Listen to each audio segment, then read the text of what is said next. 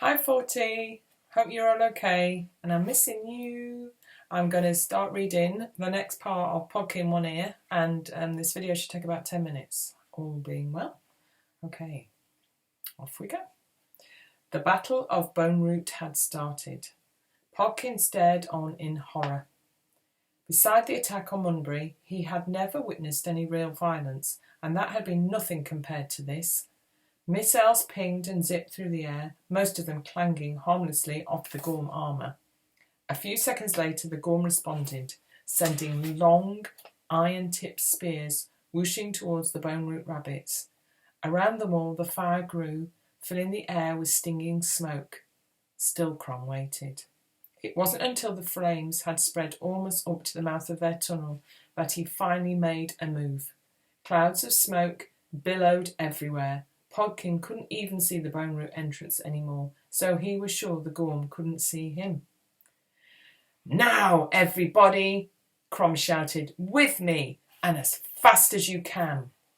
They stood and ran down from the tunnel and onto the cavern floor. The entire marketplace had become a bonfire, sending sheets of flame shooting up to the root-covered ceiling above. Showers of sparks whirled amongst the black smoke, and burning streamers of bunting flapped this way and that, like huge snakes made of fire. Bone Root rabbits danced in and out of the inferno, shooting arrows, then dodging away again before spears could find them. I know a way out," Crom called back to the group, "but you must guide me." And if you remember, Crom can't see, can he? He put out his hand and Podkin grabbed it, thinking to lead him along, but the warrior rabbit hauled him up and onto his back, next to the mewling, shaking Pook. "Be my eyes, Podkin. We need to find the sellsword stall. Quickly now." Podkin had a vague idea where it was, but it was difficult to see in the smoke. He put an arm around Pook to comfort him, then shouted into Crom's ear, "Forward! Keep going along this side of the cavern." With Crom leading the way and Podkin steering him like a rider on a giant rat, they made their way as quickly as they could along the edge of the market floor. They had to dodge pieces of burning canvas and step through the shattered remains of stalls as they went, which slowed them down dangerously. Podkin snuck a quick glance across the cavern to see the Gorm steadily advancing, stepping through flames that licked off their armour. "I hope they boil inside," he thought, but they just kept striding on, as though they couldn't even feel the heat. "Nearly there!" he shouted in Crom's ear. He thought he could see the bodies of some rabbits amongst the debris. Was that one of the gambling rabbits, lying curled beneath that broken stall? And there, was that the rabbit with the pickled beetroots that he had given them directions when they'd first arrived? Podkin felt that they should do something, but there was no time to help. It was every rabbit for himself. "The sellsword market," Paz yelled. "There it is!" Just a few steps further, behind a wall of roiling black smoke, there it was, the fenced enclosure where Podkin had first stopped Crom. He remembered wondering how a blind rabbit could possibly fight. Now his very life depended on him.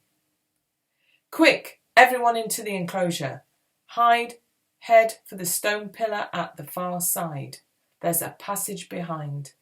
They all dashed across the now empty space, past the tattered blanket where Crom had sat for goddess knows how long. Sure enough, there was a tunnel entrance, just the right size for a small rabbit, hidden amongst the shadows. Paz was just about to dart in when something struck the stone pillar by her head with a loud crash. Sharp chips of stone exploded off it, hitting her in the face and knocking her to the floor. It was a spear. Podkin saw, and it had missed spiking her through the head by only a few inches. Crom spun around, making Pod and Pook cling on for dear life. There, stomping out of the smoke clouds, was a Gorm warrior. His iron armour was blackened by soot, the fur on his ear seared away, and the flesh beneath scorched pink. Not that he seemed to care. His jagged broadsword was already swinging towards them, those dead red eyes staring at them as if they were nothing but walking meat. "Jump back!" Podkin yelled, making Crom leap, just in time as the sword whooshed past his nose and thudded into the stone floor of the cavern. "Didn't you hear it coming?" "The noise!" Crom shouted. "It's too much. I can't hear where he's coming from." "Be my eyes again, Podkin." The cacophonic screaming in the cavern, the roar of burning timber, the whoosh of red-hot air and stink of smoke, all of these things had dulled the senses Crom relied on to make up for his useless eyes. The Gorm had raised his sword high and was coming at them again. "Duck!" Podkin screamed. "Jump right!" The broadsword swished past them both times, missing them by a few whiskers. How could Crom attack if he couldn't sense the enemy? What if another Gorm came to join in? "Let's even the field a bit, shall we?" said a voice at Crom's feet.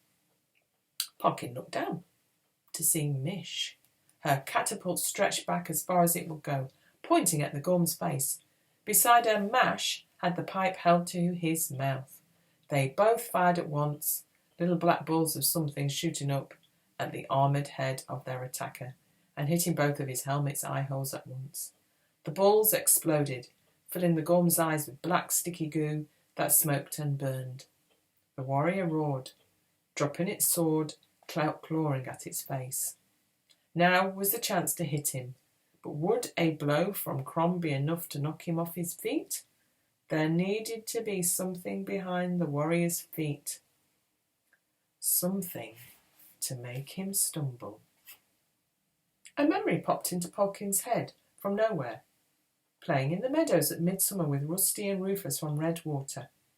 Pod would creep up behind one and crouch down, and then Paz would push them over, sending them tumbling into the soft, sweet grass. Then they would all roar with laughter, like it was the funniest thing in the world. A burning underground market was 1,000,000 miles away from Munbury Meadow, but could it still work? Podkin slipped from Crom's back and dashed around behind the Gorm, crouching into a ball. Paz saw what he was doing and joined in too, the pair of them making a decent-sized stumbling block. "Hit him now, Crom!" Podkin shouted. "Kick out, straight ahead of you!" The warrior rabbit threw himself backwards, dropping to take his weight on his hands and bringing up both feet for a mighty kick. It caught the Gorm in the chest, and he toppled, spilling over Podkin and Paz and crashing into one of the stone pillars like a clap of thunder. It was like being rolled over by an iron oak tree, and the two little rabbits were flattened to the hot flagstones, the wind knocked out of them. Looking up to where the Gorm lay wedged in the pillar, Podkin saw cracks appear in the ancient masonry, and up above there was an ominous groaning sound. But there wasn't any time to worry about that now.